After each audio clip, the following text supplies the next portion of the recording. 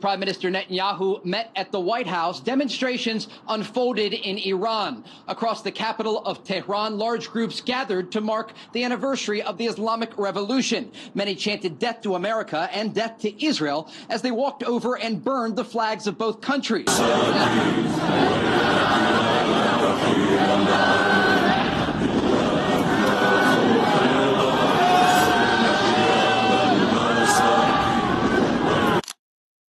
In recent days, reports and images have circulated showing a statue of Baal being set on fire in Iran.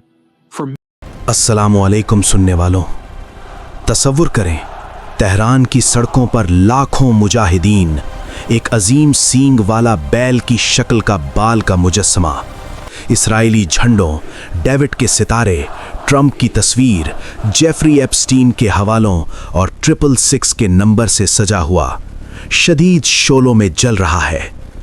हुजूम चीख रहा है, Israel मुर्दाबाद, अमरीका मुर्दाबाद, बाल की शैतानी सल्तनत खत्म करो। ये कोई आम एहतजाज नहीं था, ये शैतानी ताकतों को बराह रास्त चैलेंज था और इसराइल ने इसे फौरन जंग का ऐलान समझ लिया। सिर्फ 17 दिन बाद 28 फरवरी को इसराइल और अमरीका ने ईरान पर हमला कर दिया और पहले ही दिन जुनूबी ईरान के मीनाब में लड़कियों के प्राइमरी स्कूल पर मिसाइल गिराकर 165 से 175 मासूम कुंवारी बच्चियों को बाल की कुर्बानी चढ़ा दिया। आज हम इसे इंतहाई तफसील से खोलेंगे, जज्बात के साथ, क्योंकि ये जंग महज सियासी नहीं, ये हक और बातिल की रूहानी जंग है। तारुफ, बाल कौन है और ईरान ने इसे क्यों चलाया? बाल एक कदीम कनानी शैतानी देवता था जिसे तूफान, जरखेजी और ताकत का खुदा माना जाता था। बाइबल में इसे बार बार मुजम्मत की गई।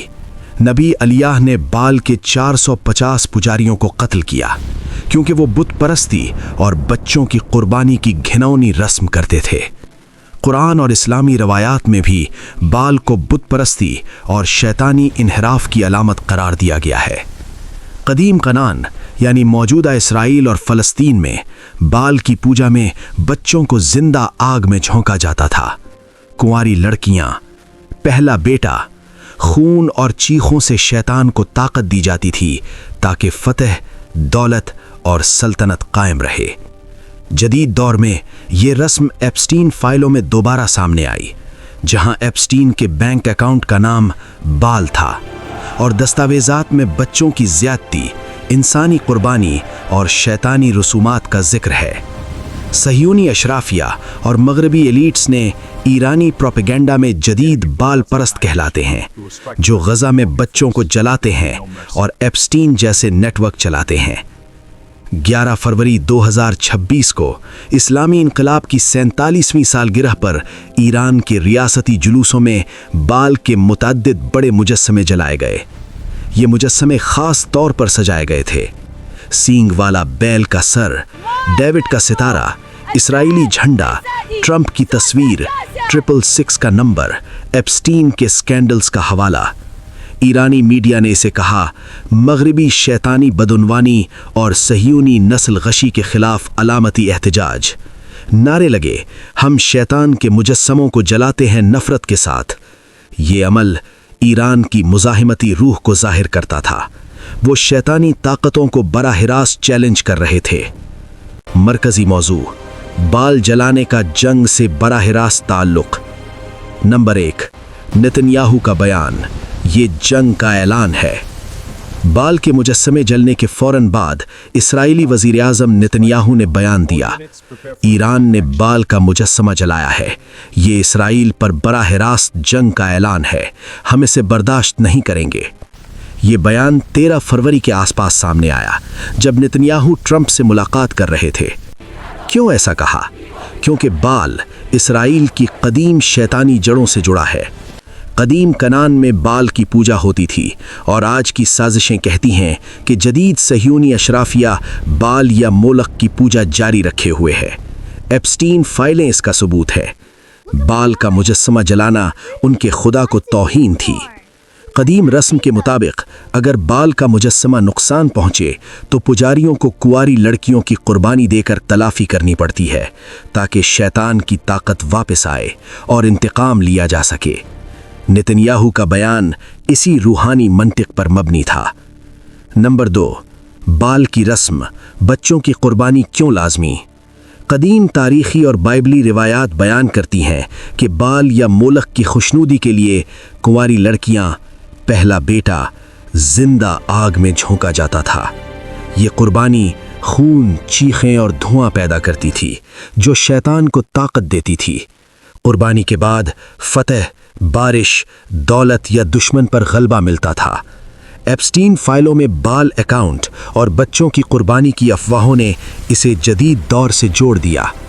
ایرانی نقطۂ نظر سے غزہ میں 15,000 سے زیادہ بچوں کی شہادت اور اب ایران میں اسکول حملہ اسی رسم کا تسلسل ہے۔ نمبر 3، 28 فروری، پہلا دن اور لڑکیوں کی قربانی۔ جنگ شروع ہوتے ہی اسرائیل اور امریکہ نے میناب میں شجرہ طیبہ لڑکیوں کا پرائمری اسکول 7 سے 12 سال کی کنواری بچیوں کا پر درست میزائل حملہ کیا۔ ایرانی حکام کے مطابق 165 سے 175 بچے کلاس میں بیٹھی تھیں۔ صبح 10 بجے بالکل قربانی کا موزوں وقت، عمارت مکمل تباہ، لاشیں ملبے سے نکالی گئیں۔ یہ اتفاق نہیں تھا۔ اسکول IRGS بحری اڈے کے قریب تھا، لیکن حملہ اتنا درست تھا کہ اسکول کو جان بوجھ کر نشانہ بنایا گیا۔